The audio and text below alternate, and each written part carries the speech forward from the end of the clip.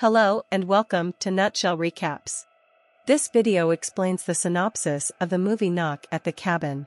Warning, there will be spoilers, so proceed with caution. Don't forget to hit the like and subscribe button, it will really help our channel grow.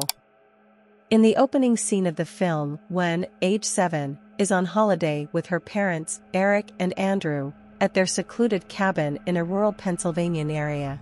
Wen is approached by Leonard while she is collecting grasshoppers. Leonard responds that he is here to be her friend when Wen says she doesn't speak to strangers. In order to earn her confidence, he helps her catch grasshoppers. After that, he asks her some questions, but it's clear that he's also a little concerned. When she asks why, he replies that it is because of what he has to do today. He then goes on to say that his heart is shattered. 3 more individuals with makeshift weapons only then show up, and Leonard instructs the woman to remain calm no matter what. She should keep in mind that he is her buddy.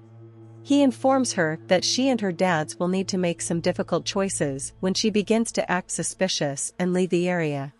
He claims that she must inform her dads to let her in if they won't. Otherwise, they will have to make their own entrance. She runs to her dad's house and orders them to enter immediately because there are unsettling outsiders who want to enter. She responds that there were 4 of them when they urge her to calm down. Leonard is the major player, and he demands that they aid the others. At that point, there are 7 taps on the door. Leonard answers, "I'm here with my friends," and asks them to open the door. They are here to attempt to save a large number of people. And when Eric says they would prefer to be left alone, he responds that they can't do anything without them.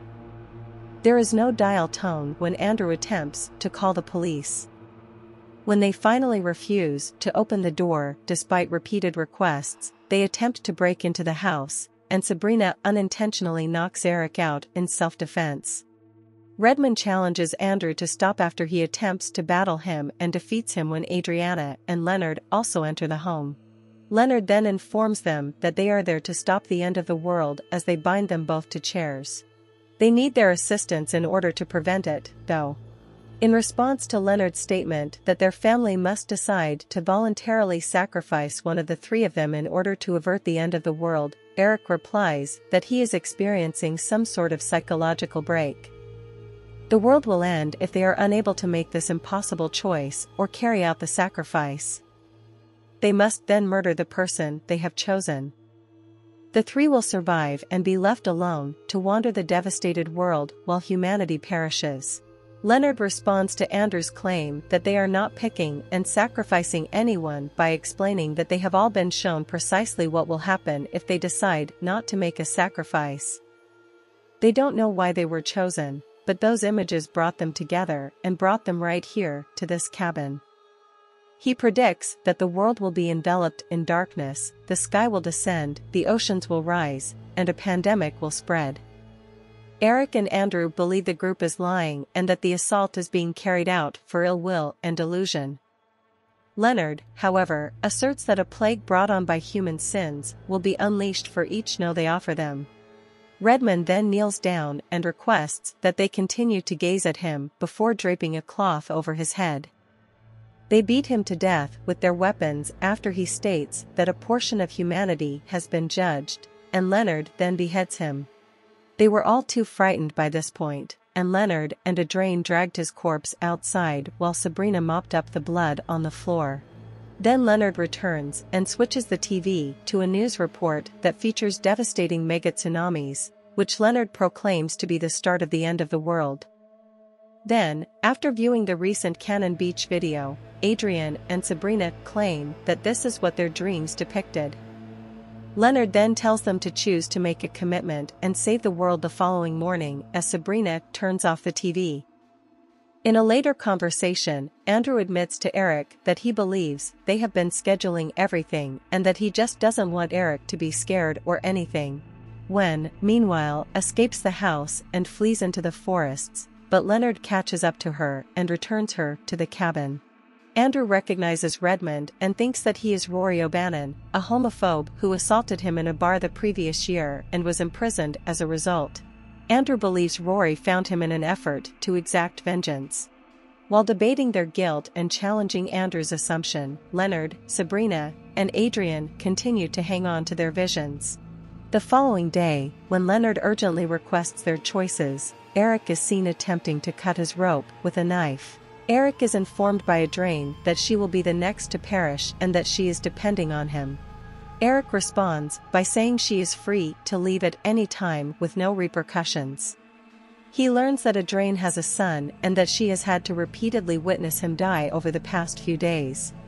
So, trust her when she says that this is actually taking place.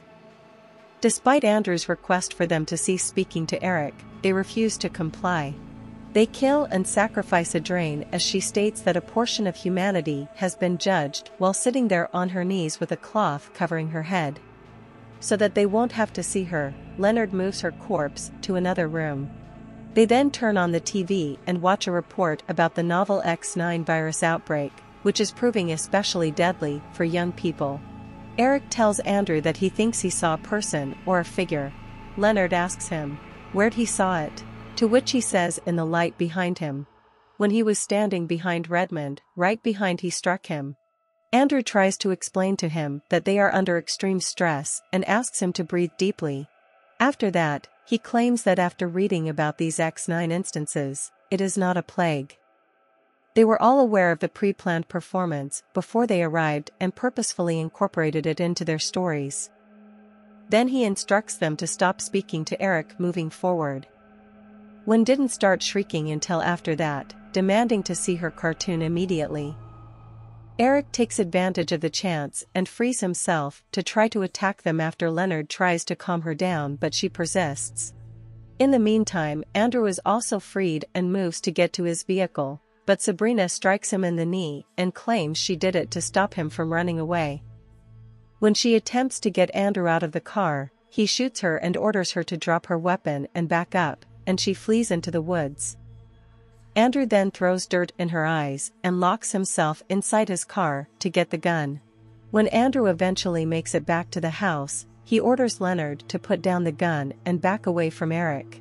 He responds that he is taking his family and leaving after Leonard asks him if he is ready to make a decision after telling him that he is dooming them all and that it's time for the next sacrifice. Only then does Sabrina arrive, sprinting in his direction, but he shoots and kills her. If they are ready to make a sacrifice, Leonard asks them after placing a cloth over her head. And after Andrew rejects him, Leonard cuts off her head. When Andrew leaves the house to check Redmond's wallet, he presents Leonard with his ID to demonstrate him that he is, in fact, Rory. He plans to lock him in the toilet because he claims he is not a murderer like them. He explains to Eric that although they must have arrived in a truck because they tore their tires, and recommends that they use it as cover. Then Eric and Andrew lock Leonard in the restroom, but it's not until then that they hear glass cracking, leading them to believe he broke out by smashing the window. When Andrew checks the restroom door and discovers no one there, he charges him from behind the curtain, overwhelms him, and takes his gun. When Eric switches on the TV, the broadcast shows spontaneous plane crashes happening all over the globe. He then asks Andrew to turn on the TV if he wants to be convinced. Eric comments, "The skies will fall and crash to the ground like pieces of glass," upon seeing this. The reporter continues by stating that they have proof that up to 700 airplanes have crashed without notice. Andrew claims that he is leaving the area with his family even after seeing all of this, but Eric questions whether he truly believes that everything that occurred today was just a coincidence. He responds, yes, meaning that it must be a ruse. Leonard then requests that they exit onto the back veranda, as he desires to complete the final step outside. Then, after warning them that they only have a short time to put an end to their actions before he passes away, he cuts his own neck and declares that all of humanity has been judged. When he dies, lightning starts fires and more planes crash. Eric now thinks that the incident actually happened, and that a person was visible in the light. All three of them should now depart, according to Andrew, who claims that he believes him. However, according to Eric, this wasn't a house invasion. Instead, they came here to spend time with them and get to know them. They serve as a reminder of everything that is human. Redmond ill will. Adrian is maternal. Healing, Leonard's direction, and Sabrina.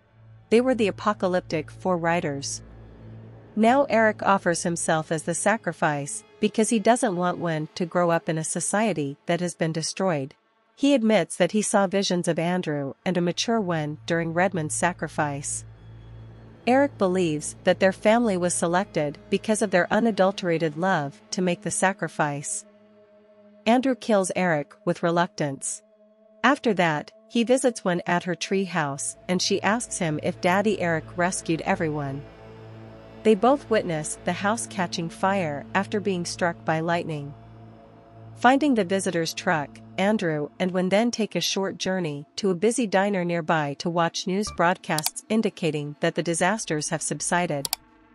The tune Eric had played for them on their drive to the cabin, Boogie Shoes by KC and the Sunshine Band, is now playing on the radio as we get back into the truck.